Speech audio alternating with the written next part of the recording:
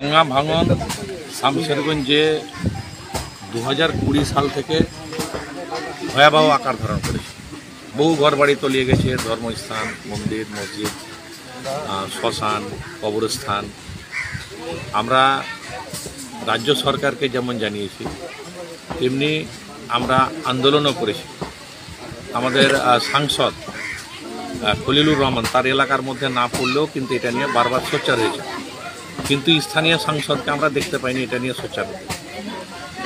2020 সাল থেকে এই শামশেরগঞ্জের 9 কিলোমিটার এলাকা জুড়ে ভাঙন চলছে। এখানে সবচেয়ে আশ্চর্যের বিষয় যে ভাঙনটা একটা জায়গায় স্থায়ী থাকছে না, প্রতি বছর কিন্তু জায়গা পরিবর্তন হচ্ছে। আপনারা জানেন যে আমাদের প্রথম 2020 সালে যে ভাঙনটা শুরু হয়েছিল সেটা নিমতিটা অঞ্চলে। আমাদের যে গঙ্গা তীরবর্তী যে এলাকা শামশেরগঞ্জের নিমতিটা, চাচণ্ড, প্রতাপগঞ্জ, বগদাদনগর, তিনপাকুড়িয়া, ধুলিয়ান পৌরসভার 16, 17, 18, 19 নম্বর ওয়ার্ড, 2 নম্বর ওয়ার্ড, 4 নম্বর ওয়ার্ড, এই যে একটা বিস্তীর্ণ এলাকা, প্রায় 9-10 কিলোমিটার এলাকা জুড়ে ভাঙনটা চলছে। আমরা নিমতিটার ভাঙন আমরা প্রতিহত করেছি 2020 সালে, সেই কাজটা কিন্তু হয়েছে। কিন্তু এই যে স্থান বদল করার ফলে আপনারা দেখলেন যে গত বছর মহেশতলাতে হলো ব্যাপক ভাঙন। মাননীয় মুখ্যমন্ত্রী নিজে এলাকা পরিদর্শন করতে এসেছেন এবং 100 কোটি টাকা বরাদ্দ করেছেন। তার কাজ অলরেডি চলছে এবং আজকে যে চাচণ্ডতে আমরা যেখানে দাঁড়িয়ে আছি এখানেও কিন্তু রানিং ওয়ার্ক আছে।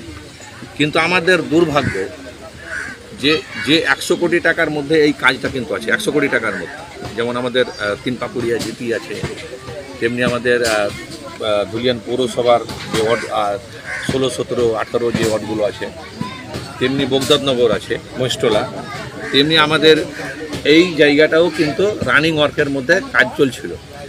যেটা দুর্ভাগ্যের বিষয় যে টেন্ডারটা যখন হয়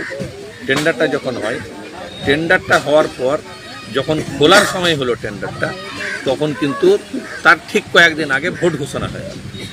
আর ভোট ঘোষণার আপনারা জানেন যে ভোট কেন্দ্র সরকার কয়েক দফায় ভোট করলো এবং কয়েক মাস ধরে চললো। এবার ভোটটা যেহেতু কয়েক মাস ধরে চললো, টেন্ডারটা ওপেন করা গেল না। সরকার গঠন হলো, টেন্ডার ওপেন করে ওয়ার্ক অর্ডার হলো, কাজ যখন শুরু করা হলো ঠিক তার কিছুদিন পরেই কিন্তু গঙ্গায় জলটা চলে এলো। স্বাভাবিকভাবে রাজ্য সরকারের যে স্ট্যান্ড, বর্ষাকালে কোনো কাজ হবে না, কাজটা বন্ধ হয়ে গেল। এখন আবার ভাঙন শুরু হয়েছে। ফারাক্কা ব্যারেজ জল ছাড়ছে। আমাদের পশ্চিমবাংলার অর্ধেক রাজ্যই ধরেন বন্যা কবলিত এলাকা, কারণ ডিভিসি জল ছাড়ছে রাজ্য সরকারকে না জানিয়ে। আমাদের মাননীয় মুখ্যমন্ত্রী প্রতিবাদ করছে নিজেদের রাজ্যগুলোকে বাঁচানোর জন্য। আজকে ইউপি আর বিহারে যাতে বন্যা না হয় তার জন্য ফারাক্কা ব্যারেজকে দিয়ে জলটাকে ছাড়ছে, আমরা ক্ষতিগ্রস্ত হচ্ছি। এবং 2005 সালে আমি যতদূর জানি যে 2005 সালে এটাকে জাতীয় বিপর্যয়ের ঘোষণা করা হয়েছিল এবং জাতীয় বিপর্যয়ের তালিকাভুক্ত করা হয়েছিল। সেই সময় ফারাক্কা ব্যারেজ থেকে ডাউন এবং আপ স্ট্রিমে 120 কিলোমিটার এলাকার কাজ করার কথা ছিল ফারাক্কা ব্যারেজ, সেই মতো কাজ করত। কিন্তু বিজেপি গভর্নমেন্ট আসার পর সেটাকে কমিয়ে দেওয়া হলো, কমিয়ে শামশেরগঞ্জ কিন্তু সেই এলাকা বাইরে চলে গেল। এবং ফারাক্কা ব্যারেজ থেকে শামশেরগঞ্জের ডিস্টেন্সটা খুবই কাছে।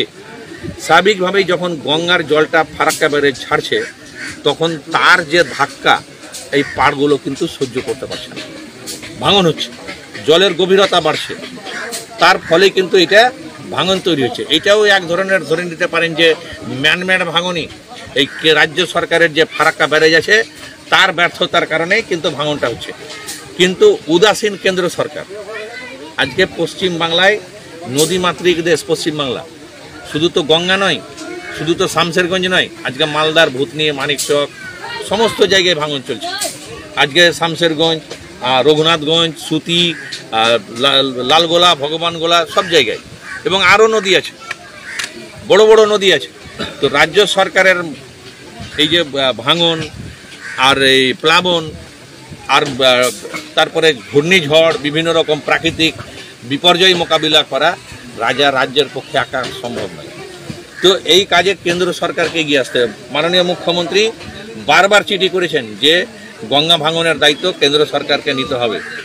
এবং আমরা পশ্চিমবঙ্গ সরকারের যে বিধানসভা, আমরা মাননীয় মুখ্যমন্ত্রী মমতা বন্দ্যোপাধ্যায়ের নেতৃত্বে একটা বিল আনা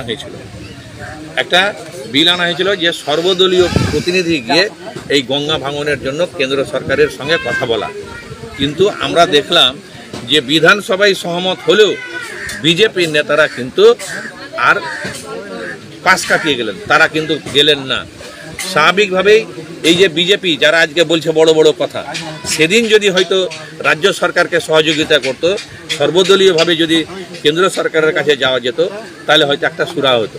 আজকে বিজেপি একদিকে বলছে কাজ করতে হবে, আর আবার রাতের বেলা গিয়ে নিষেধ করছে যে কাজ করতে হবে না। কিন্তু মানুষ কিন্তু আজকে ভুগছে। মানুষকে বাঁচানোর জন্য মাননীয় মুখ্যমন্ত্রী 100 কোটি টাকা বরাদ্দ করেছিলেন, নিজে এসেছিলেন। আজকে দেখছেন যে পশ্চিমবাংলায় বেশ কয়েকটা জেলায় ডিবিসির কারণে যখন বন্যা হচ্ছে, মমতা বন্দ্যোপাধ্যায় সেই এলাকাগুলো মানুষগুলোকে বাঁচানোর চেষ্টা করছেন, প্রতিদিন তাদের পাশে আছেন। এবং আমরাও এখানে সবাই এখানে আছি। এই যে ভাঙন কবলিত এলাকা 9 কিলোমিটার এলাকা, আপনাকে বললাম যে কয়েকটা জিপি এবং ধুলিয়ান পৌরসভা, প্রতি বছর যে জায়গা আছে, এইটা রাজ্য সরকারের পক্ষে একার পক্ষে সম্ভব নয়। এটা স্থায়ী সমাধান যদি করতে হয় তাহলে কয়েক হাজার কোটি টাকার ব্যাপার। তো এইটা শুধু শামশেরগঞ্জেই কয়েক হাজার কোটি টাকার দরকার, তাহলে পশ্চিমবাংলায় আরও ভাঙন আছে, সেটাকে যদি করতে হয় তাহলে হাজার হাজার কোটি টাকার ব্যাপার। তো কেন্দ্র সরকার যদি এগিয়ে না আসে তাহলে এটা সম্ভব নয়। এবং কেন্দ্র সরকার এই দায়িত্ব এড়িয়ে যেতে পারে না, কারণ তার ফারাক্কা ব্যারেজের কারণে, জল ছাড়ার কারণে এখানে হচ্ছে। এবং এটা